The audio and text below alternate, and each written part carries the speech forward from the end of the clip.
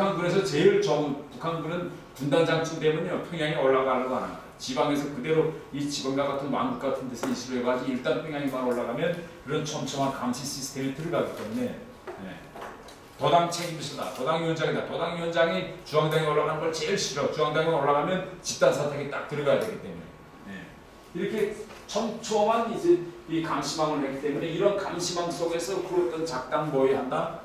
내 생각에는 이건 거의나 무관하다고 나는 생각합니다. 다른 한편은 서방이 개입해서 어떻게 좀 하는 방법이 있는데 이건 뭐 제 생각에는 별로 의미가 없을 것 같고 가장 중요한 거는 북한에서 엘리트들이 진짜 생활이 힘들어져서 경제적 어려움에서 상층부까지 알지는 더는 못 살겠다라는 이런 생각이 들 정도까지 이뤄야 되겠는데 이 정도까지는 북한이 아무리 힘들어도 지금 우리가 대북제재를 해서 북한을 아무리 순통을 줘도 김정은 시스템 밑에 있는 상층부까지 생활에 진짜 진통이 와서 야 이제는 이거 뒤집어엎자 이 정도까지는 안 될 것 같아요. 왜냐하면 러시아와 중국이 딱 지금 받쳐주기 때문에 저는 이 정도까지도 상층부의 경제적 어려움이 이룰 것 같지는 않고 중국과 러시아이냐.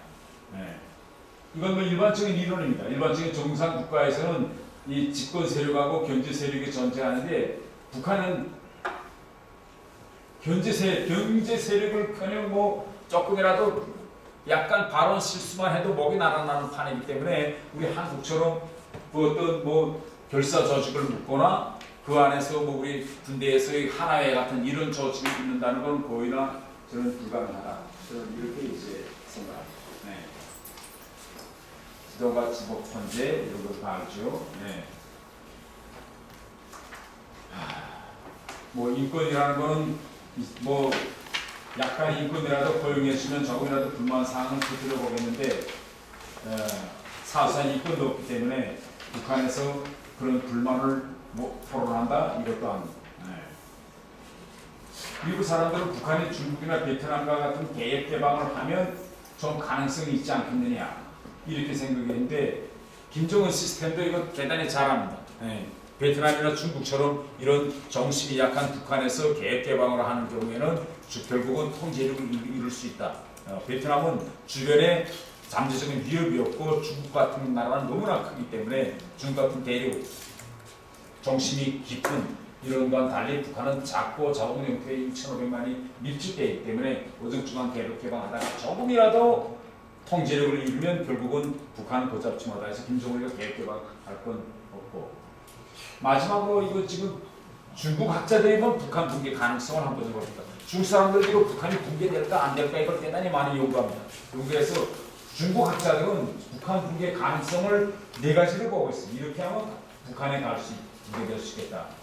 경제가 파탄돼서 빈곤층이 늘어서 내부만에 커져서 탈북자가 늘어가면 정권이 붕괴될 수 있다. 탈북자 요인을 대단히 많이 봅니다. 그래서 지금 현재 탈북자들이 우리가 3만 한 3, 4천 되는데 대량 탈북 현상이 일어나면 북한에서 압록강과 두만강으로 갑자기 와 사람들이 이러면 북한 정권이 무너집니다. 그러니까 이런 상황이 있기 때문에 지금 중국은 이거 완전히 총력을 동원해서 탈북자 이런 탈북 현상이 일어나지 않도록 막아야 된다. 이게 중공산당의 지금 생각이에요.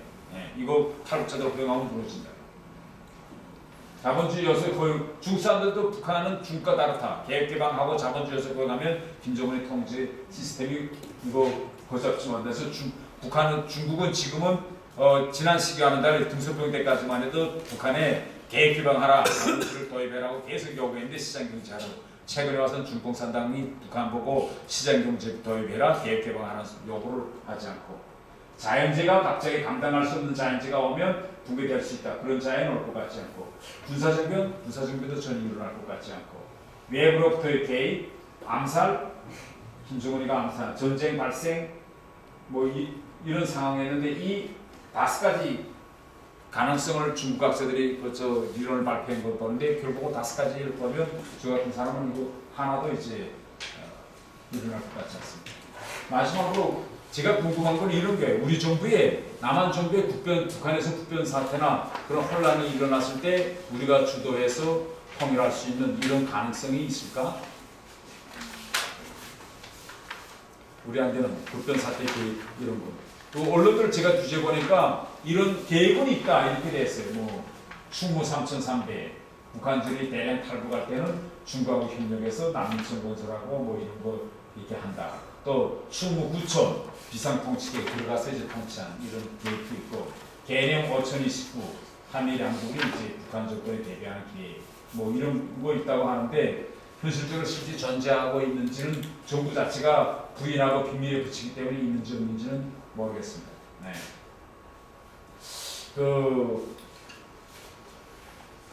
어저께도 이거 북한 붕괴와 관련해서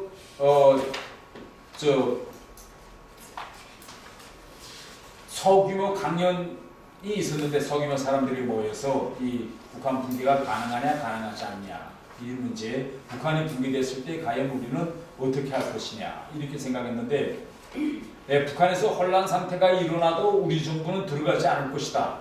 그래서 북한에서 저들끼리 막 이제 싸우고 이길로 뭐 이제는 난세가 일어나서 세력이 제일 큰 놈이 다시 수습해서 정권을 잡을 때까지 내부 세계는 가만히 있을 것이다. 이런 정황이 이제 대단히 강한데, 저 생각들이 강한데, 여러분들 생각에는 북한에서 갑자기 김정은이가 죽었다거나, 암살됐다거나, 뭐 이런 상황이 일어났다 할 때 미국과 한국이 개입할까요? 아니면 가만히 있을까요?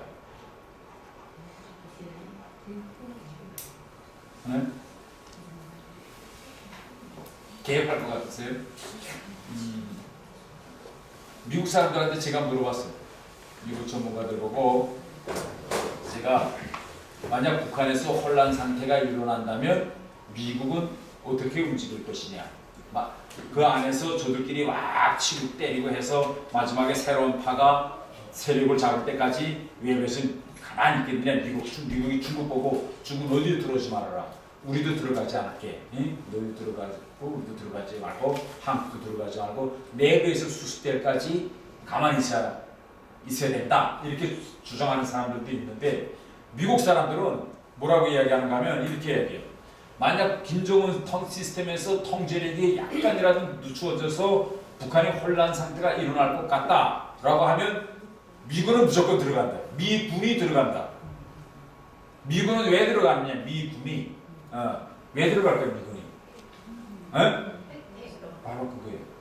미국 사람들은 제일 위험한 게 북한의 핵이다. 이 핵이 어떻게 될지 모르고 핵물질이 빠져나갈지 과연 그 핵무기 통제가 가능한지 이게 제일 두렵기 때문에 미군은 무조건 특수부대가 들어가서 다른 건 없고 핵 지대만 딱 쥐고 뭐 피 다 하든지 다 꼬리 오든지 핵 지대는 무조건 미국이 들어가서 안정될 때까지 딱 이제 타고 앉으니까 미군은 무조건 들어간다. 이런 사실인지는 모르겠는 미국 사람들이 그렇게 막 북한에 핵이 있기 때문에 미국은 들어간다.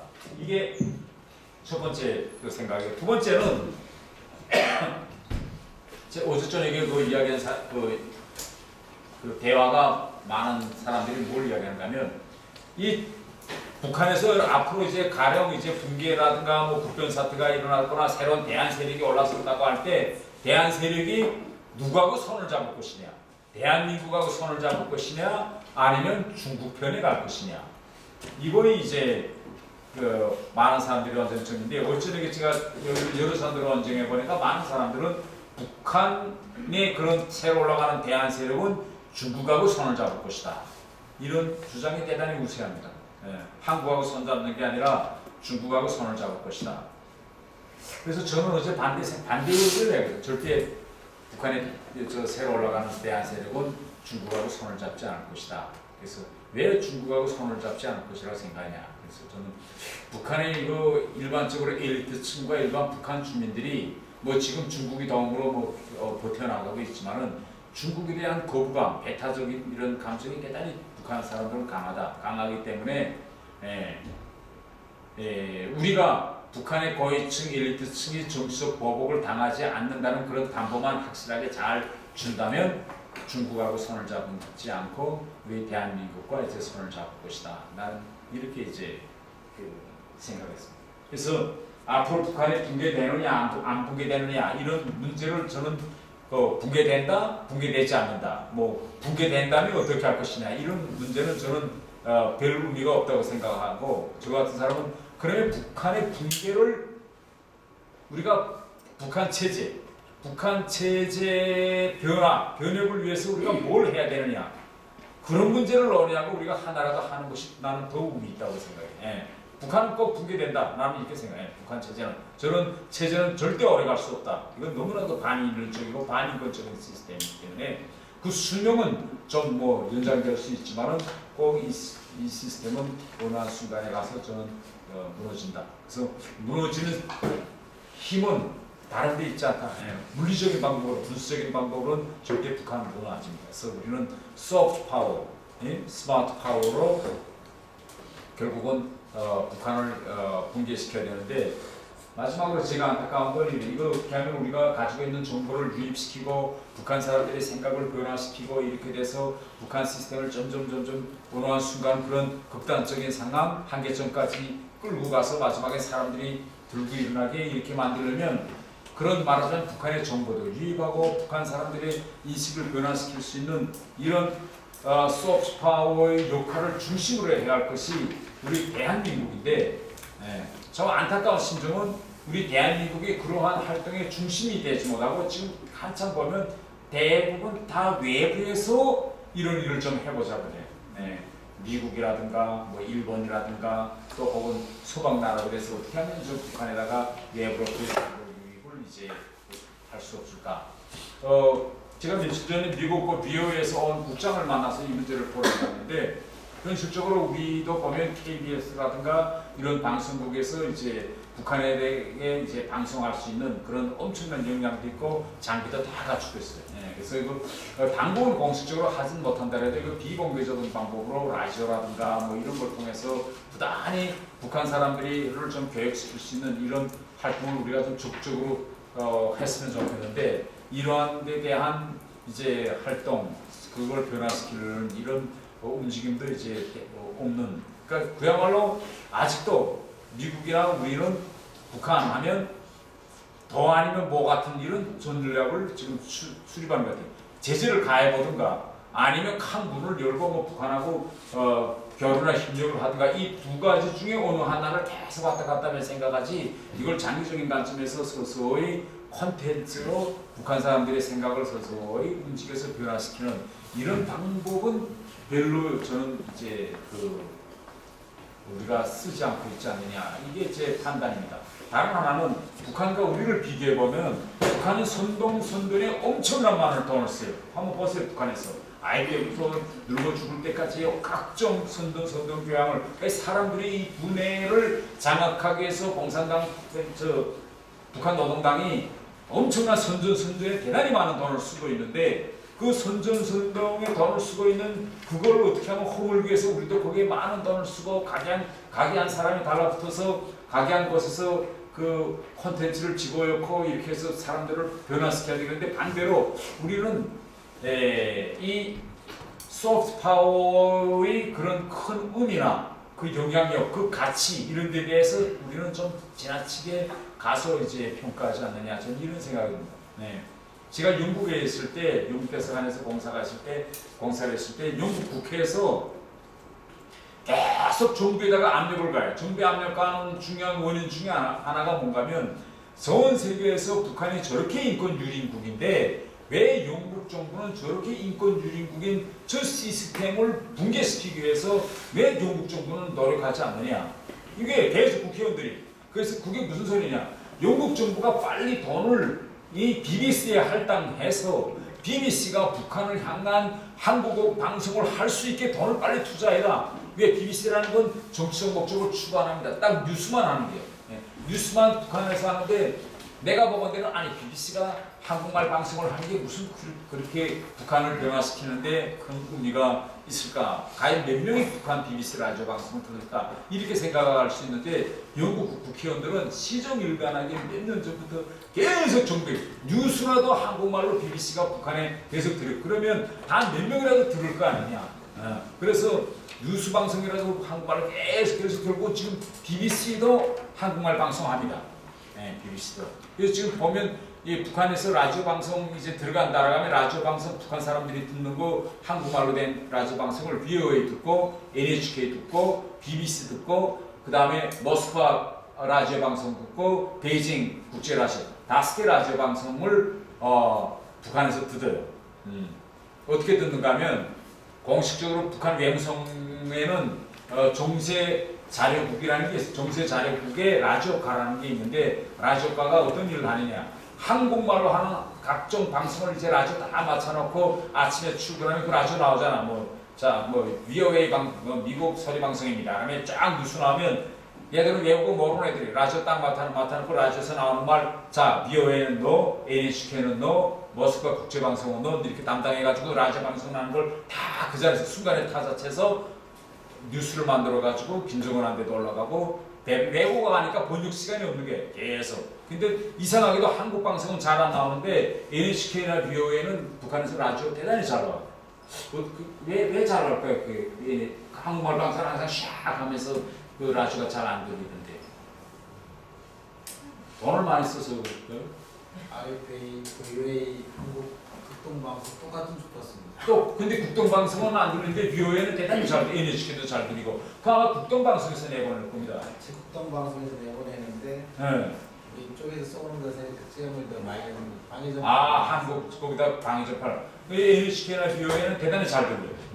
대단히 잘 들리고 있기 때문에 나도 저녁에 멀리 가서 이제 그 근무서거든 북한에서 예무성에서 이렇게 근무서는데 근무 일지가 뭔가 하면 당직자는 라디오 기록부라는 걸 합니다. 그러니까 아침에 국장에 출근하면 라디오 기록부를 가서 어저께 저녁에 이런 뉴스가 나왔습니다라고 하는데 우리는 한국말로 듣는 게 아니라 영어 라디오 방송을 이제 듣고 번역해서 아침에 간부들한테 내는데